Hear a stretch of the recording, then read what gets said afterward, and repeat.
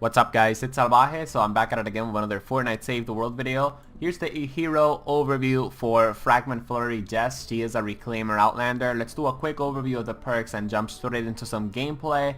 And of course, as I move on forward from one encampment to the next, I'll be giving you guys tips and tricks to of course maximize your playstyle with Fragment Flurry Jess. I probably have put in about maybe 50 plus hours into Fragment Flurry Jess when it comes down to playtime, so I'm really good with her. So let's do a quick overview of the perks, and then of course we're going to jump into some gameplay. She has the Teddy ability and the Shock Tower ability, which of course offers some pretty decent damage, and her entire kit basically increases the damage of the Shock Tower and also increases the duration of the Teddy. However, the number one thing that makes this Outlander completely unique from other Outlanders out there is this ability right here, Fragment Generation, which every 60 kills that you get, you're going to be getting one charge fragment. Anyways, for the squad bonus, at the time I'll be making this video, of course, until we get the hero rework, we're going to be using Shuriken Master Sarah for that extra 20% damage on the Teddy, as well as of course the Shock Tower. And we're going to be using Master Grenadier Ramirez because every time that you get a kill with an ability or a weapon, you get 5 base health. And since we're going to be doing a level 100 destroy the encampment, the survivalist ability that Master Grenadier Ramirez is going to be giving us, it's going to be very helpful. So let's jump right into it. Alright guys, so here we are on a mission with Fragment Flurry Jess, and I actually left the lobby that I was at because we had a lot of enforcers and reclaimers, and I kind of wanna showcase, right, the power that the Reclaimer Outlander has without of course having a ton of reclaimers and enforcers. I mean, this dude right here, he's an enforcer Outlander, but it's all Gucci, okay?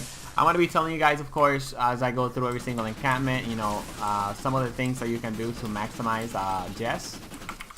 However, I just want to let you guys know in the description below my Fortnite Save the World. Let's just stun all of these guys so you guys can see the power of the Shock Tower. Anyways, as you guys can see, really powerful. But anyways, yeah, so in my Fortnite Save the World University playlist, right, there's a video where I talked about Fragment Flurry Jess. And I believe in that video, I was doing a triple Atlas mission. And in that mission, I tell you guys how to maximize, of course, Fragment Flurry Jess. So if you're interested, of course, feel free to check that out. Alright, when you're playing Destroy the Encampments and all of the enemies spawn, you definitely want to make sure that you're throwing your Shock Tower. As the enemies are getting stunned, you want to be... Okay, we have a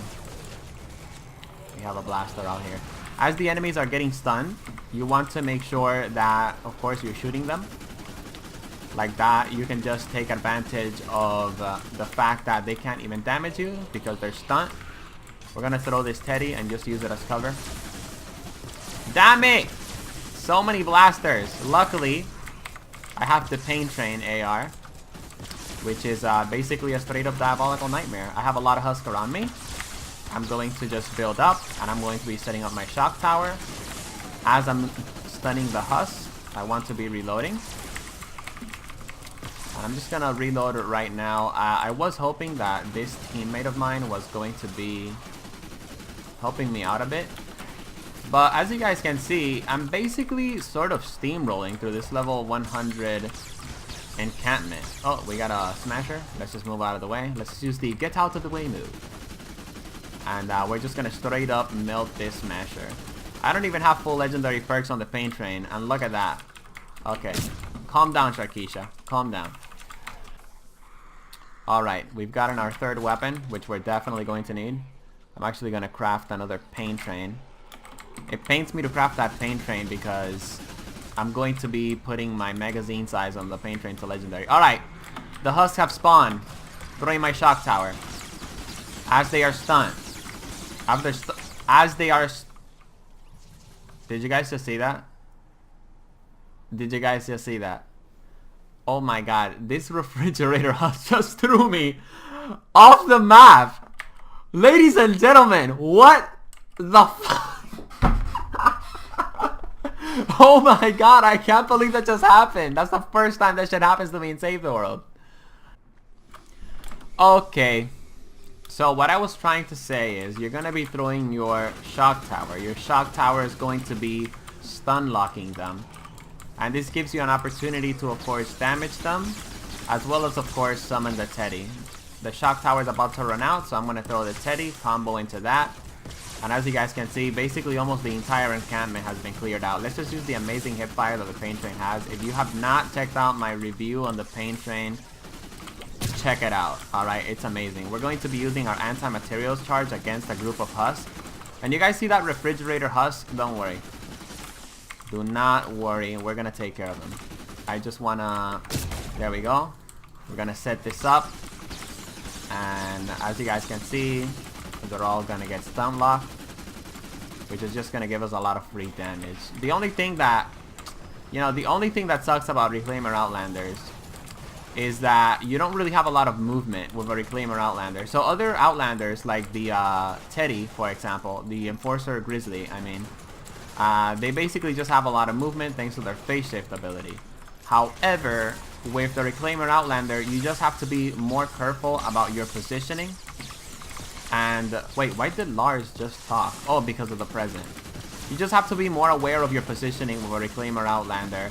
And that's going to be the difference between a really good Reclaimer Outlander player and just like a pretty mediocre Reclaimer Outlander player. I feel like my critical shots just aren't triggering on my pain train. Or maybe my 6th perk is a little bit glitched because I feel like it's not hitting as hard. Alright, I just got to an encampment. I am going to be placing down my Teddy. And of course, completely obliterating all these fools. I'm about to get overwhelmed, so I'm going to place my shock tower. And since the shock tower... Oh my god, I'm so glad I didn't get it thrown out the map again. Since the shock tower, it's going to be stunning enemies. As you guys know, on the previous encampment, I said that you're not going to have a lot of mobility. So when you're about to get overwhelmed, you want to make sure that you throw down your shock tower. And your shock tower is, of course, going to make the enemies yeah,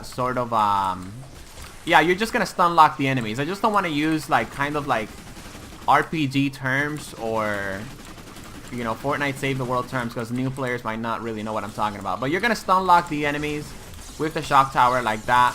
And when you're stun locking them, that's when you want to be positioning yourself at a better position where you're just not going to be killed or overwhelmed or thrown off the map by a refrigerator door.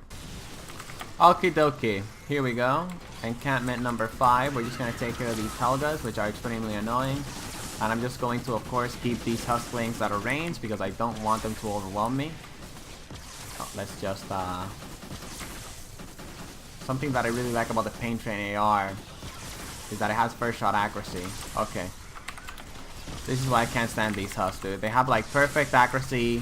Like, they could be in Australia, and you could be in Cuba, and the Husk, those lobbers are still going to hit you. Like, they're going to guess exactly where you're going to be. Okay, it's not a big deal. We're going to wait for them to spawn. We're going to stun lock them. And then here's the other tip.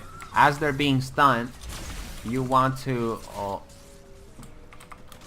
my face scout just completely obliterated all of them as they were getting stunned.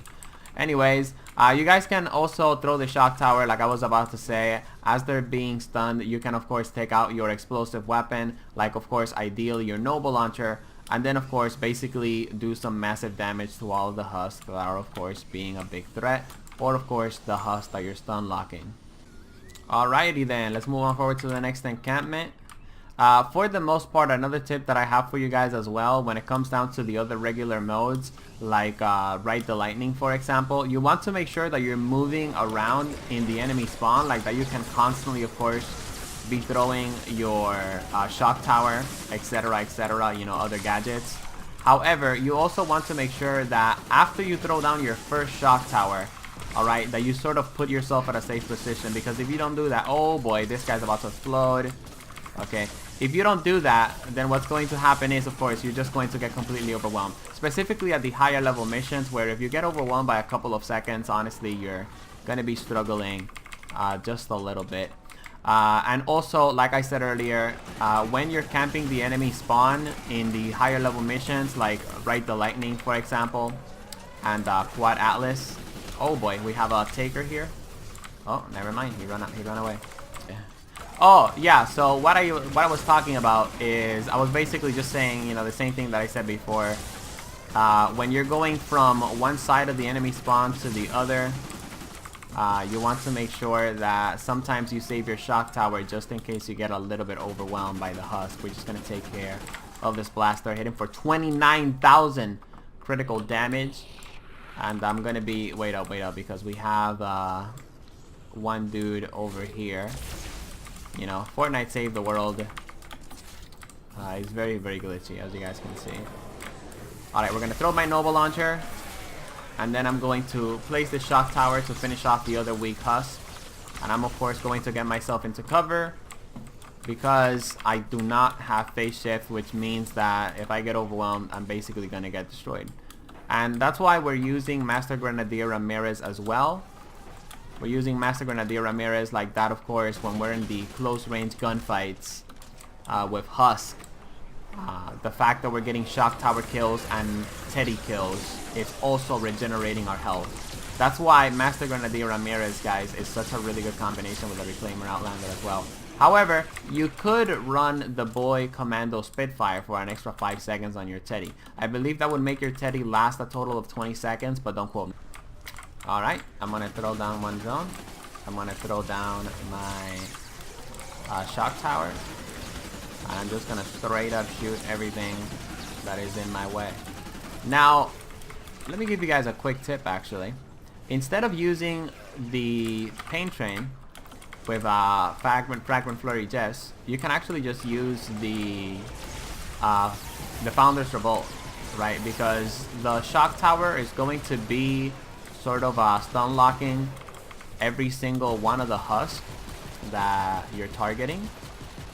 And as of course the shock tower is damaging them and putting them in a stun lock, your bullets are also going to be chaining to nearby enemies. I'm just going to drop this Teddy here. And my teammates are both using Noble Launchers, which makes a lot of sense. But as you guys can see, yeah, the Founder's Revolt, a really, really good pistol when it comes down to, you know, dishing out some pretty decent damage with Fragment Flurry Jess. And right here we have the last encampment, which of course should be a piece of cake. I'm just going to summon my drone over here. I'm going to put my shock tower over here. I'm going to be taking out my Noble Launcher. And all of these husks, they're going to be on a stun lock, and I'm just going to be taking them out. Oh, that was close. But yeah, just like that, I'm going to be charging up my Noble Launcher as they're being stun locked. And just like that, they're not going to be able to do anything. Oh boy, I forgot I didn't. I had the Founder's Revolt. I thought I had the Pain Train on my primary there for a bit. We're going to drop a Teddy. And we're going to drop a shock tower right about now. You always want to make sure, if you're playing Destroy the Encampments, drop the Teddy and the shock tower when the enemies spawn, guys. Because you want to be maximizing your Teddy damage and all that stuff. The only reason why I dropped it is because, of course, I knew it was going to be the final wave. I hope you guys enjoyed the video. Fragment Flurry Jess, you guys highly requested it. Like, I made a poll and you guys voted, like 46% voted for Fragment Flurry Jess. Anyway, see you guys in the next one. As you guys can see, massive damage numbers, 8,000. If you guys enjoyed the video, feel free to drop a like and subscribe to join the Salvaje Cartel.